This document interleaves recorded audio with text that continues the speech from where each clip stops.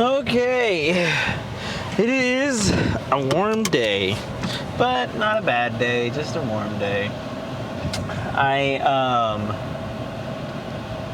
We ain't got the same queen. I ain't never seen that boy before in my life. Oh, what the hell? Project, only to finish it mostly and discover that there's still some work that needs to be done. Ain't nothing more like getting the project, thinking it's done, and then being like, oh wait, there's a whole bunch more that still needs to be done here. So hopefully I can accomplish what needs to be accomplished and do what needs to be done. But only time will tell. I treated myself to lunch today, and that was kind of a ripoff. I like to treat myself to lunch every now and again, but like when you have bad experiences, it's like I paid extra money for this and it was a bad experience. I went to this local joint here called Slim Chickens, and they have good enough chicken. They were in the same area of where I needed to be in town when I was out in town around lunchtime. And so I was like, I'll stop through there and get some food. And I stopped through there and I got some food. I got a 5-piece chicken strip meal, and there was only 4 pieces in my meal, and they weren't even that big. They were like chicken nugget size. They were like slightly larger than chicken nugget size, and I was gravely disappointed, honestly. But I did get some lemonade that I've been sipping on all day, so that's a plus, I suppose. That's almost gone too, but it makes it difficult because I want to be able to treat myself and eat out, but then when I do so and I eat out and it's a bad experience, then I especially don't want to do so ever again. And so it's just difficult. I think I was actually just talking about an experience like that yesterday with the Chinese food place that I was eating at, and they were less than ideal with what they had going on. But at any rate, fast food be fast food, and I should hold lower standards or expectations for them. And similarly to when I am on my way to work, when I'm on my way home from work, I try not to get too deep into my topics until I've hit the highway, because all this stop and go and it derails my train of thought sometimes. And so I try to hold off, because a lot of times I'll get to like the first stoplight or something. I'll be like, okay, well, I've said all I have to say about that topic. Now what am I going to talk about? And finding things to talk about on the fly is more difficult than one might think, especially if you're trying to think of something pertinent and worthwhile to talk about. A lot of these YouTubers have predetermined scripts and well-established things that they're going to talk about before they actually do so. But I tend to wonder, I wonder what they're building over there. It looks like a hotel, maybe. But anyway, I personally do not want to make like a big old script, not for all of my videos, like for some of my like short essays and observations and things that I want to put a lot of time and effort and thought into. I will sit down, and I usually don't even write up like a script. I will just put bullet points down and trust that if I run out of things to talk about, I can reference a bullet point and keep the video going for a little while. But aside from that, like, especially largely these car videos, it's just me every morning talking about what's on my mind. And it is very difficult to not get into a rut and talk about the same things over and over and over again, and or to not just talk in circles about nothing for a long period of time. But like I said, as I sit here in traffic and I'm waiting to get on the highway, it's like I don't want to dive into my topic just yet. It's too early. So I'm trying to find, like, this is the pre-show, so to speak. Like, this is the show before the show. I am stuck in traffic right now. I didn't think I left work all that much later than I normally leave work, but here I am leaving work and getting stuck in traffic. Now, mind you, the kind of traffic that we have here where I live is minuscule by comparison to like actual traffic. But when you're used to no traffic and you hit any sort of traffic, it tends to make an impression on you. And that's what I have right now, is this bad impression of traffic. And I should have maybe left closer to 4. I think that's when I try to get out, is closer to 4. I got hung up talking to someone, which is fine. It's nice to catch up with people, but it's like, I'm trying to go home. And at any rate, we will get home eventually. And hope. What was that? Oh, I think my phone. Something was ringing. That's my workout alarm.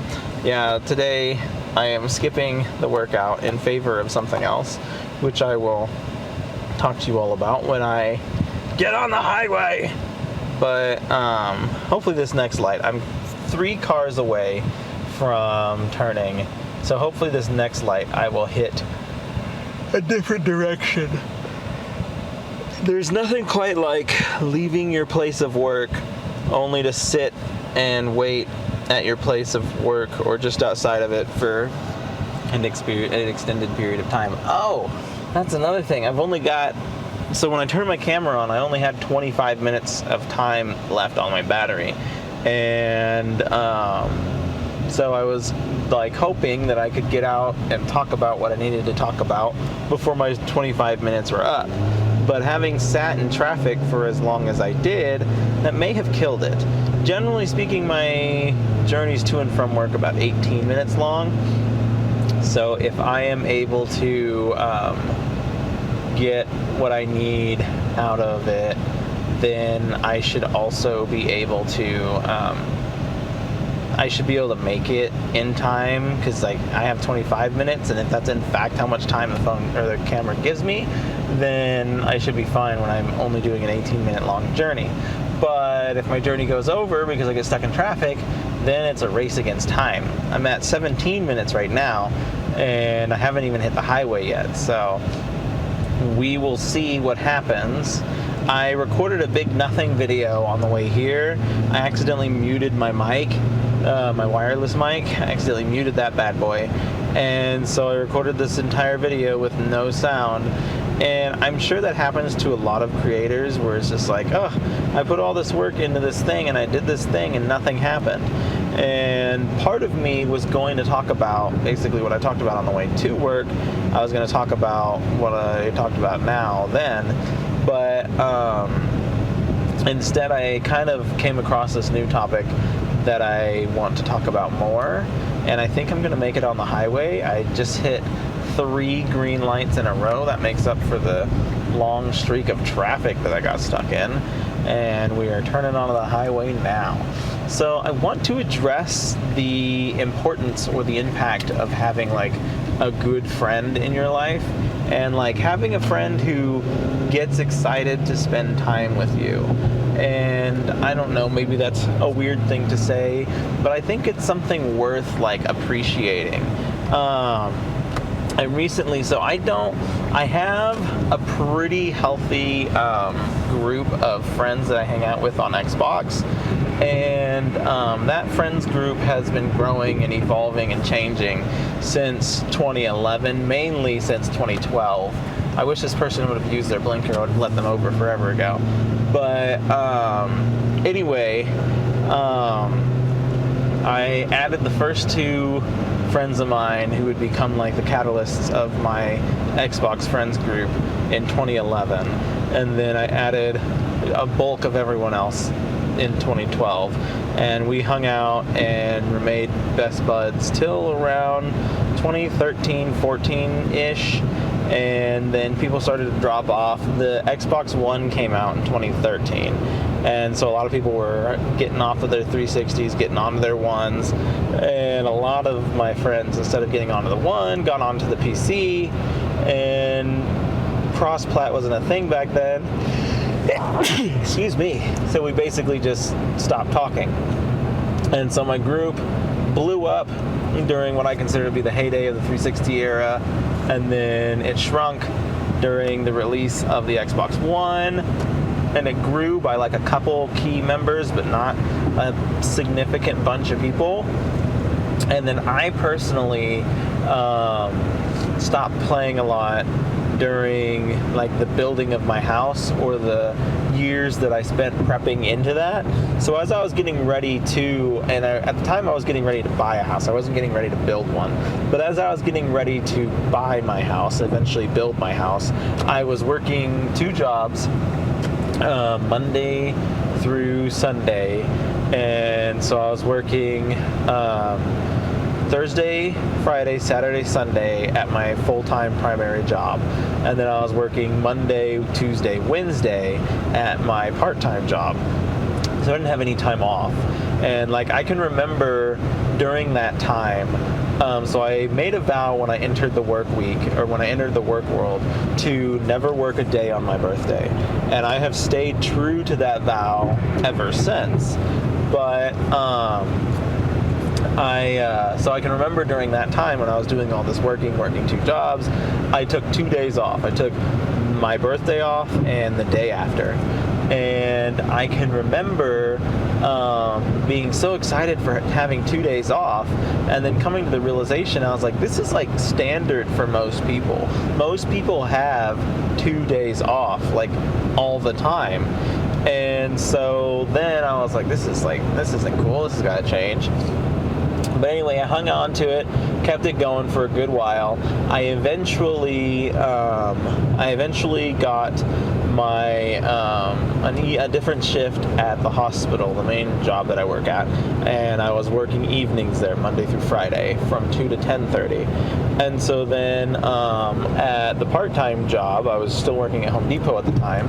I switched my hours to Monday through Friday from 8 to 1, I think. 8 to 9, 9 to 10, 10 to 11, 11 to 12, 12 to 1. Yeah, 8 to 1. This is 5-hour shifts. And so I would quite literally leave there, go to the hospital, eat food, and then clock in and start working. And so during this whole period of time, and I'm trying to think about, that would have started in 2017 when I started working at my main job. And it ran until 2021 that I was doing, in some capacity, working 2 jobs. And during that large stint of time, I did not get on Xbox nearly as often. I did not interact with my Xbox friends nearly as often. I became that Xbox friend who you guys were just talking on a party chat one day, and the next thing you know, it's been 3 years and you've never seen them again in your life. And I became that person. And then when I finally built my house, stopped working 2 jobs, got back into life and living it, I got back onto Xbox. Sorry. I keep thinking I have to sneeze, and I do sneeze eventually, just not right when I think I have to. But at any rate, so after that, I got back on Xbox, reconnected with a core bunch of people. Some old friends of mine introduced me to some new friends of theirs, and we started building up another group of people again, and it was all fine and dandy. And then 2022 hit, and 2022 was like the big bombshell in my Xbox career. Like there's huge landmarks in my time as an Xbox friend, person, whatever. And 2022 is a huge one. Evil Dead the game came out in 2022. And so when I came back to gaming, I was pretty much only playing weird, obscure titles. I strayed far away from AAA titles, and co-op is pretty much all I'm doing. And if I'm not playing with somebody, I'm usually not on the console. And so Evil Dead the game comes out. It's this asymmetrical game that sounds like it's going to be fun as heck, and I was having a very good time on it. And so the thing of it is there wasn't a lot of people on there who had a headset. Like, you would get a group. I didn't have any friends who were playing it, and so I had to make my own at that point. And anytime I grouped up with someone who had a headset, I added them. That was just period, end of story. That's what I did. And I wound up adding like 8 people that I hung out with and talked to and played games with for a good long while, probably for a solid year before people started dropping off. But here we are now, 2 years afterwards, and like I still have like a solid group of like 5 people that I talked to from that group. So that's an impressive retention rate, as I would call it, in that I added 8 people from Evil Dead, and I'm still talking to 5 of them 2 years later, and we haven't picked up a round of Evil Dead in a long time. Like, we've survived past that game. And that's like one of the tropes of Xbox Friends, is you become Xbox Friends for the length of that game's life cycle. And then whenever you or that friend starts playing a different game, you kind of go your own separate ways or whatever. It's hard to find friendships that transcend that. And I was able to maintain 5 of them from Evil Dead alone. And so that was really cool. And then like the beautiful thing starts to happen where they introduce you to their friends, and the branches start to expand from there.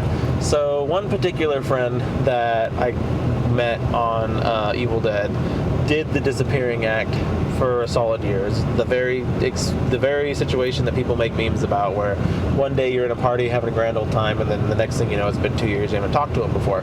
And so that person came back randomly, and they hit me up and they're like, hey, do you still play, the whole check-in or whatever thing, which I really appreciate, because I feel like a lot of people will come back and they will just leave all those people in the dust and be like, oh, forget you, you're lame. So that was cool. Like, it goes back to what I was saying with like spending time with people who make you feel like they enjoy spending time with you.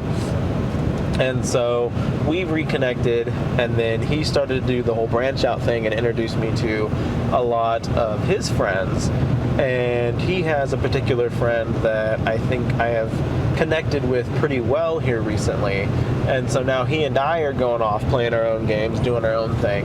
And it's just a wonderful thing to observe, like, the evolution of friendship and how that blossoms and how that becomes a thing. And like, once again, the beauty of spending time with people who want to spend time with you. And like, this person is very much so that person. Like, they're that person where like you get on Xbox and they immediately send you a party invite. I got on the Xbox app while I was at work, and they sent me a party invite, and I was like, bro, I'm at work. And he was like, what are you doing? And I'm like, sorry. And so it's exciting that I have someone like that around again. And so I'm hoping that we can keep that going and remain excited and continue playing and having a grand old time. Because friendship, I do feel like, is important. I am not someone who puts a lot of stock and value in relationships, in like the romantic sense at least. And so because of that, I lean pretty heavily on friendships when I need some sort of communal bond. And so to have a friendship where I do not feel like a side person or like the only person who makes any sort of effort is a pretty big deal. And so that is why I am skipping the gym on this particular day, because this person said that they were going to be on, and normally we wouldn't be able to talk during the week because we work opposite shifts at work. And so I was like, truck it, I'll get on and have a grand old time for a couple hours. And then if I'm not a complete lazy pile of crap, I can always do some body weight exercises at work, or at home, not at work. I could do them at work, but I probably shouldn't. So at any rate, that is what we're talking about today. It still looks like I got battery life on my cam. So I think you guys survived the bulk of that lecture. I like telling my Xbox friend history, and I feel like it's a fascinating story to tell, and I think it's really interesting to learn of other people's stories. And that's what's cool, is like, when that friend came back and introduced me to his friends, like, it was peeking into his own group. And it's sad because like my group is largely disjointed and we don't talk anymore, but like his group is mostly still intact, and they talk, and it's healthy and it's good. And so it's fun to meet them in that regards, and to understand that level of those people, and to see like I'm not the only person in the world who had a group of Xbox friends and maintained a group of Xbox friends, whatever it may be. And like I know that that's not the case, but like getting to meet and interact with someone else's group is, I think, it's a special thing.